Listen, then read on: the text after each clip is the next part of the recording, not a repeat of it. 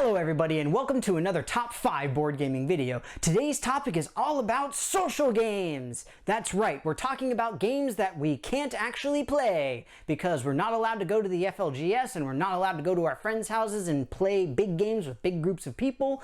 But in part I wanted to do this because we have seen a huge explosion of relatively simple social deduction trader type of games on Steam and Android and iOS and that kind of thing with Among Us and Fall Guys in the last couple of months. They've absolutely exploded. And so I wanted to talk about some of the games that are really similar to that style of gameplay in board games, essentially. So with that, I hope that you guys enjoy the video, but of course, any and all board games can be considered social. So what do you guys think about it? What do you consider to be a social game? Again, for me, for this list, it's mostly social deduction and that kind of like intrigue, treachery type of thing. But what do you consider a social game to be? All co-op games, any competitive game, any game at all? Let me know in the comments below because you know I love to hear it all. But that said, we're going to jump right in with my number 5. At number 5, I've got Two Rooms and a Boom. In particular, I have the Necroboomicon version of this that I kickstarted, and I have to say, I really enjoy this game. It's an absolute pleasure to play. I really love it. The idea is that you've got essentially the good guys and the terrorists are how it works, and the terrorists are trying to kill the president. And the whole point is that everybody has a particular identity and certain people have to interact with each other. You've got a bunch of different roles of different things that people can do, but the problem is the game is huge. You need a lot of people in order to play this game effectively, and on top of that you have to have a moderator or else the game just doesn't work. So that's why it's called Two Rooms and a Boom, because you literally need the equivalent space of 2 separate rooms. But if you can get the number of people together for it, it really is a ton of fun. There's a lot of intrigue, there's a lot of great and fascinating roles that come with it. Two Rooms and a Boom, my number 5. At number 4, I've got Secret Hitler. In this game, you have players who are either liberal or fascist, and one of the fascists is actually Hitler. The goal of the liberals is to kill Hitler. The goal of the fascists is to pass as many fascist laws as possible, as well as making Hitler Chancellor of Germany. And it's not supposed to be topical, but in our day and age, we're not going to talk about that. Either way, the game itself is absolutely amazing. It's a very well done version of a lot of other social deduction games of the style, but it adds a little bit of flavor to it by having the different laws where you've got the liberal versus fascist laws, and so different powers start to come up depending on what laws are passed and all of that kind of stuff. Lots of wonderful table talk, a ton of fun with hidden teams and all that sorts of stuff.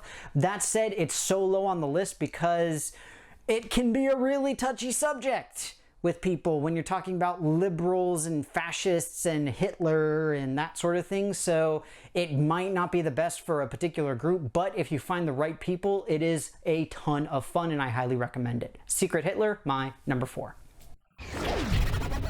At number 3, I've got the One Night series. In this particular case, I've got One Night Ultimate Werewolf. This is a collection box that I got off of Kickstarter, but they also have aliens, vampires, and all sorts of other crazy things.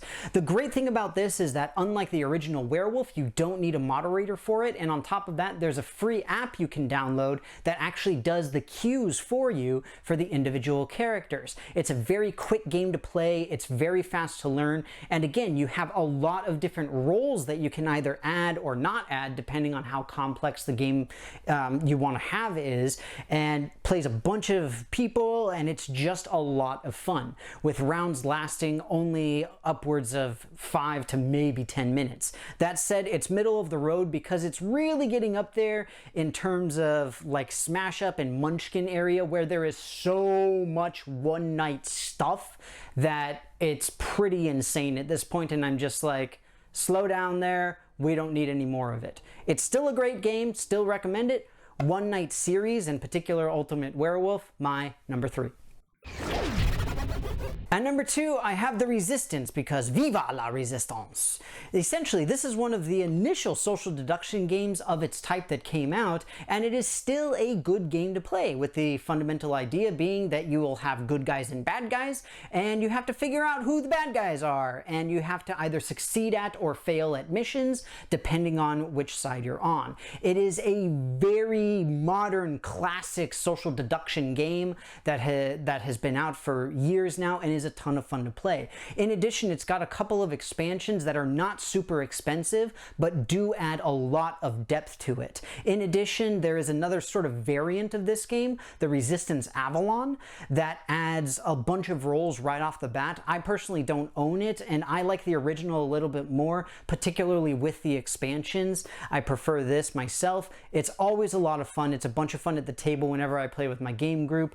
Resistance, my number 2. At number 1, I've got Bang. This can be either the dice game or the original game, although the dice game has become more popular. In this, you have the same idea as many of these other ones, where you've got either Team A or Team B, and you don't know who's on your team. And the idea with Bang, though, is that everybody has like bullets that they can use to try and shoot people. And the idea is throughout the game, you're going to be getting little hints and clues in the form of cards and specific information exchanges that can tell you who an individual person is.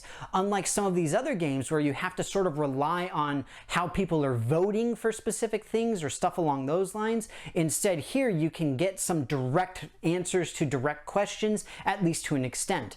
And the dice game became a lot more popular because it's a lot faster, essentially. It also plays with fewer players, which is really, really nice. But that said, you can't really beat the original Bang game, which comes in a giant bullet container. It looks really cool, and again, it's a ton of fun. It's a great game to have at the table. The theme might not be so great for people, just like with Secret Hitler, but hopefully it's not too big of a problem, and either way, Bang is my number 1. Well, everybody, that's going to be it for me. I hope you enjoyed this video on my top 5 favorite social games. Now, obviously, again, we can't play these particular games, or most of us can't at least, but we can play the online games that we've got available to us, and some of you, I'm sure, are not in quarantine, so potentially you can try out some of the ones that I've mentioned here if you haven't done so already. These are always great, fun, quick games that tend to be real crowd pleasers. It does take a particular person to really enjoy them, but in general, most gamers would at least be willing to try them.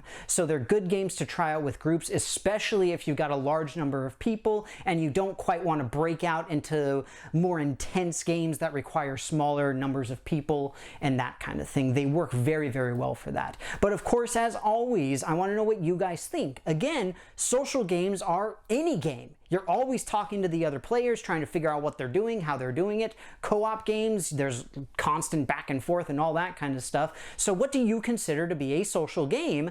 Let me know in the comments below.